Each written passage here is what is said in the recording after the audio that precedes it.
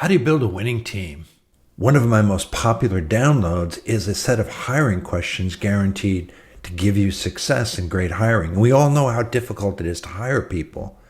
But after we hire them, the most important thing is that we include them and blend them into the rest of our team to be very, very successful. So everybody talks about team building and teamwork, but how do you get there?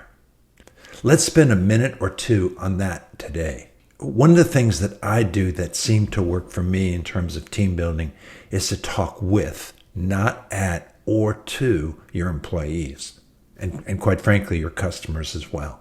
I want to include them. I want to have conversations with them. I want them to feel like they're part of the contribution at all times. I really do think that's critical. I want to involve them in ways to run our business better. Now, you might be thinking, why would I do that when perhaps someone is at a very low level and they just started? But I welcome them to look around and offer suggestions whenever possible. You've got to put your ego aside here and recognize that people have great ideas, and great questions lead to great solutions. They may say, well, why do we do that this way? And the answer might be, well, that's the way we've been doing it all along. And someone says, well, why don't we line the hamburgers up in a straight line so that we can turn two at a time with a spatula instead of lining them up horizontally on the grill and only being able to turn one at a time? That's what builds team, and that's what builds productivity. Another important area is helping them understand how they grow, how they fit into the team. So I want to have conversations about how you're doing and what you can do to grow in this business. And I also want to have conversations that talk to how can you be a better member of the team. The other thing that's crazy important in this, and it's something that I counsel my clients on very often, is don't overpromise. Not everyone can be promoted. Remember that leadership is effectively a pyramid, and that does mean that there's only one person, likely the owner, at the top, and then there's only a handful of people as you move down the pyramid or the triangle. There isn't a place for everyone to be a leader. There is a place for everyone to be a great team member. Now, how do I handle that when people talk about wanting to make more money and wanting to be promoted? Well, one of the things that I always talk about is the importance of creating levels within some of the tasks that are done. So if you have a development team or you have an administrative team, perhaps you're in the travel business, you can have admin 1, admin 2, admin 3. And as a person moves up that ladder, they can gain more responsibility and gain a better salary or a better income out of it.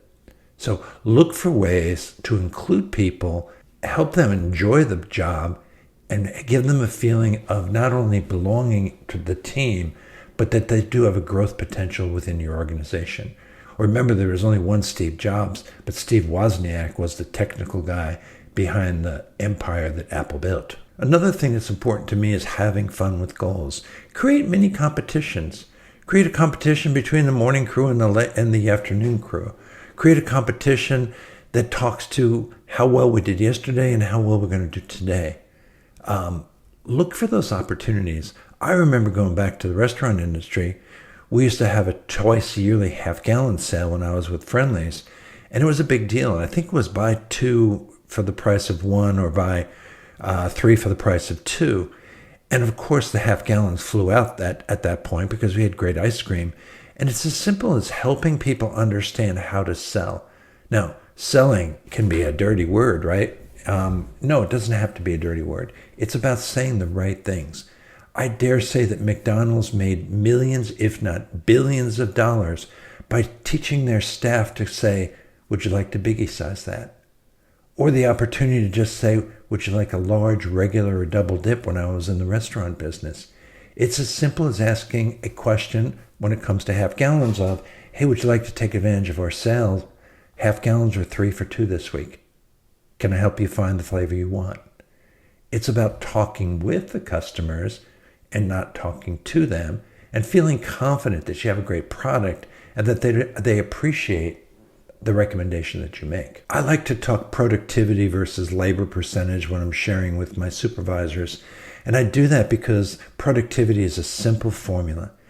It effectively is work created per hour, or dollars created per hour, divided by the number of hours worked. And it's a clean, simple formula, and it doesn't have to deal with who is on the floor in terms of how much they're paid or anything like that. You can literally break things into hours. So if you produce $100 per hour and you have 2 employees, that's a $50 per employee productivity. And you can compare that to what is done at different hours and different times, or by different parts of the team. Build cohesiveness. Yes, you're the owner, likely, or one of the senior leaders in the company, but you can build many teams underneath that and many leaders. When you go off the sales floor, or you leave to take your child to the dentist and you leave someone in charge, don't be afraid to say, hey, you're in charge. Please take care of this while I'm away. Perhaps there's a task that needs to be done. Hey, while you're away, can you take care of this for me? All of that builds cohesiveness and ultimately stronger teams. Give away small bits of responsibility, monitor how they do with it, and then take it to the next level as often as possible. That's how people grow. That's how people get promoted, whether it's to a leadership manager position or a Tech 1, Tech 2, Tech 3, or Developer 1, 2, or 3. So to summarize, inclusion is the key. Setting expectations, setting goals on a daily basis, and talking about how we're doing toward getting them is absolutely key. Reviews are such a big thing right now. Share your reviews with your staff. Celebrate the really positive ones that come about. There's huge opportunity in creating that kind of enthusiasm among your team. I hope this is helpful. Please subscribe, like, share, and we certainly welcome your comments and would love to have your email address so we can include you on our weekly newsletter.